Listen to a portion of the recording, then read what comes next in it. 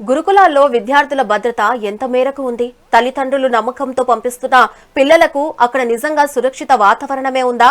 కొమరం భీం ఆసిఫాబాద్ జిల్లా కాగజ్ నగర్ ఎంజేపీ బాలికల గురుకులంలో జరిగిన ఘటన ఇప్పుడు అదే ప్రశ్నలను ముందుకు తెచ్చింది. 10వ తరగతి విద్యార్థినితో బలవంతంగా పెన్ క్యాప్ మింగించారనే ఆరోపణలు తీవ్ర కలకలం రేపుతున్నాయి. బాధితురాలి కుటుంబం దీనిని ర్యాగింగ్ గా అభివర్ణిస్తూ ఉండగా పోలీసులు, గురుకులాల అధికారులు మాత్రం అన్ని కోణాల్లో విచారణ కొనసాగిస్తున్నారు. అసలు ఆ రాత్రి ఏం జరిగింది? తల్లిదండ్రులు చేస్తున్న ఆరోపణలు ఏమిటి? విచారణలో వెలుగులోకి వస్తున్న అంశాలేంటి? చూద్దాం ఈ ప్రత్యేక కథనంలో.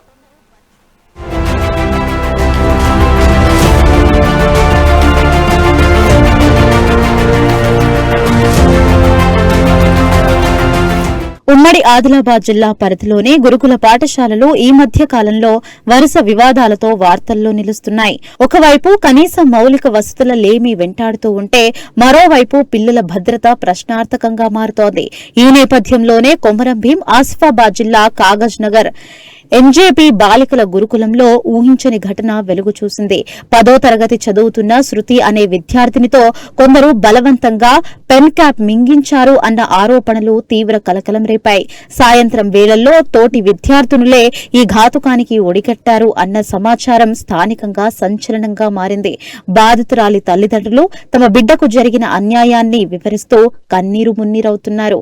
కళ్లకు గంతలు కట్టి చేతులు కాళ్లు కట్టేసి నోట్లో ప్లాస్టిక్ క్యాప్ వేసి నీళ్లు పోసి మింగించారని వారు ఆరోపిస్తున్నారు.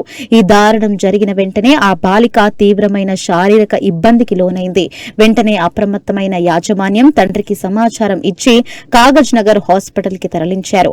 అయితే అక్కడ ప్రాథమిక పరీక్షల్లో ఏమీ తేలకపోవడంతో మెరుగైన చికిత్స కోసం మంచిర్యాలకు తరలించాల్సి వచ్చింది.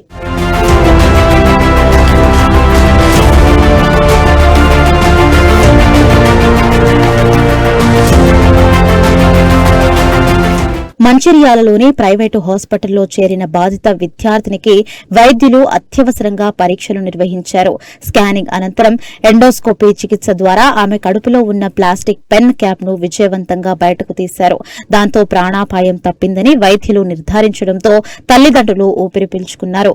అనంతరం డిశ్చార్జ్ అయిన కుమార్తెను వారు సురక్షితంగా తమ ఇంటికి తీసుకువెళ్లారు. ఈలోగా కాగజ్ నగర్ రూరల్ పోలీస్ స్టేషన్లో బాధితురాలి తండ్రి రమేష్ రాతపూర్వక ఫిర్యాదు చేశారు. తక్షణమే స్పందించిన పోలీసులు ఘటనపై సమగ్ర దర్యాప్తు కోసం గురుకులానికి చేరుకున్నారు. ఆ రాత్రి విధుల్లో ఉన్న హాస్టల్ వార్డెన్, పర్యవేక్షకులు, సిబ్బందిని సుదీర్ఘంగా ప్రశ్నించారు. అనుమానితులుగా భావిస్తున్న 5గురు తోటి విద్యార్థినులను కూడా విచారణ పరిధిలోకి తెచ్చారు. పోలీసులు ఈ అమానుష ఘటన వెనుక ఉన్న నిజ నిజాలను వెలికితీసే పనిలో నిమగ్నమయ్యారు.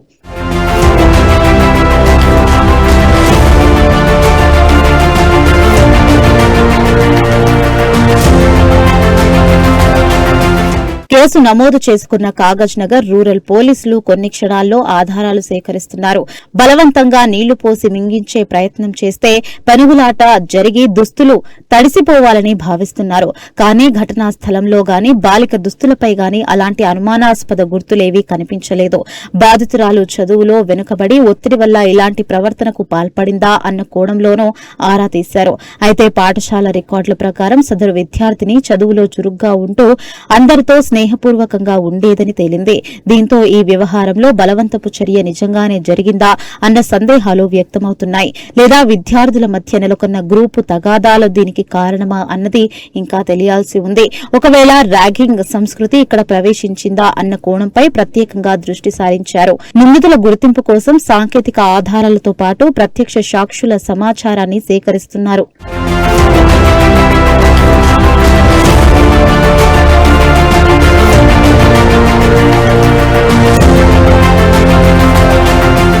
గురుకులాల రీజనల్ కోఆర్డినేటర్ శ్రీధర్ పాఠశాలను సందర్శించి స్వయంగా విచారణ ప్రక్రియను పర్యవేక్షించారు. ఆ సమయంలో విధుల్లో ఉన్న ఉపాధ్యాయులను, ఇతర సిబ్బందిని పిలిపించి మాట్లాడారు. బాధిత విద్యార్థిని శృతితో పాటు ఆమె తల్లిదండ్రులు రమేష్, సంధ్యారాణిలను కూడా వివరించారు. తనపై దాడికి పాల్పడిన వారి ముఖాలు చూడలేకపోయానని, అందువల్ల గుర్తించలేకపోతున్నానని ఆ బాలిక అధికారులకు తెలిపింది. ఇరు వర్గాల వాదనలు విన్న అనంతరం అధికారులు బాలికల భవిష్యత్తును దృష్టిలో ఉంచుకుని ఆచితూచి అడుగులు వేస్తున్నారు. పూర్వపు ప్రత్యేక అధికారి జయప్రదను కూడా పిలిపించి ఈ విద్యార్థిని గతంలో ప్రవర్తనపై వివరాలు అడిగి తెలుసుకున్నారు. సదరు బాలిక ఎంతో క్రమశిక్షణతో కూడిన ప్రవర్తన కలిగి ఉండేదని ఆమె అధికారులకు వివరించారు. ఈ మేరకు సేకరించిన ప్రాథమిక నివేదికను గురుకులాల కార్యదర్శి బి సైదులకు సమర్పించారు. అలాగే జిల్లా కలెక్టర్ హరితకు కూడా ఈ దర్యాప్తు పురోగతి వివరాలను అధికారికంగా అందజేశారు. నా పేరు ఉషాన్ రమేష్. మా పాప ఎంజేపీ కాగజ్ నగర్లో చదువుతూ ఉంటుంది, 10th క్లాసు. మా పాపపై తోటి విద్యార్థులు తెలియకుండా తలపై ముసుగేసి కింద పడేసి నోట్లో గుడ్డ పెట్టి పెన్ను క్యాప్ నోట్లో వేసి వాటర్ పోశారు. పాప ఇబ్బంది పడి మళ్ళా వచ్చి బయటకు వచ్చి చూసేసరికి ఆల్రెడీ పెన్ క్యాప్ లోపలికి వెళ్ళింది. అప్పటికి హాస్టల్ సిబ్బందికి ఇన్ఫర్మేషన్ ఇచ్చింది. ఇన్ఫర్మేషన్ తర్వాత మేడం వాళ్ళు నైట్లో హాస్పిటల్ తీసుకెళ్లారు. అది అక్కడ రిఫర్ కాలేదు. మార్నింగ్ మంచిర్యాలకు వెళ్ళి పాపని అడ్మిట్ చేసి ఎండోస్కోప్ ద్వారా పాపకున్న లోపడున్న పెన్ క్యాప్ తీయించడం జరిగింది. ఈ అవాంఛనీయ ఘటనతో ఉమ్మడి ఆదిలాబాద్ జిల్లా వ్యాప్తంగా గురుకులాల పనితీరుపై చర్చ మొదలైంది. ప్రభుత్వం ప్రతిష్టాత్మకంగా నిర్వహిస్తున్న ఈ విద్యా సంస్థల్లో పర్యవేక్షణ లోపాలు స్పష్టంగా కనిపిస్తున్నాయని తల్లిదండ్రులు మండిపడుతున్నారు. ఆడపిల్లలకు రక్షణ కల్పించాల్సిన చోట ఇలాంటి భయానక వాతావరణం నెలకొనడం ఆందోళన కలిగిస్తోంది. భవిష్యత్తులో ఇలాంటి సంఘటనలు పునరావృతం కాకుండా కఠినమైన నిబంధనలు అమలు చేయాలని స్థానికులు డిమాండ్ చేస్తున్నారు. వార్డెన్లు, కేర్ టేకర్లు రాత్రి సమయాల్లో గదులను నిరంతరం తనిఖీ చేసేలా వ్యవస్థను బలోపేతం చేయాల్సి ఉంది. కేవలం విచారణకే పరిమితం కాకుండా బాధ్యులపై కఠిన చర్యలు తీసుకుంటేనే నమ్మకం కుదురుతుందని అభిప్రాయపడుతున్నారు. విద్యార్థినులకు కౌన్సిలింగ్ ఇవ్వడం ద్వారా వారి మానసిక ధైర్యాన్ని పెంచేందుకు చర్యలు ప్రారంభించారు. ఈ మిస్టరీ వెనుక దాగి ఉన్న అసలు నిజం త్వరలోనే తేలనుందని పోలీసులు భరోసా ఇస్తున్నారు.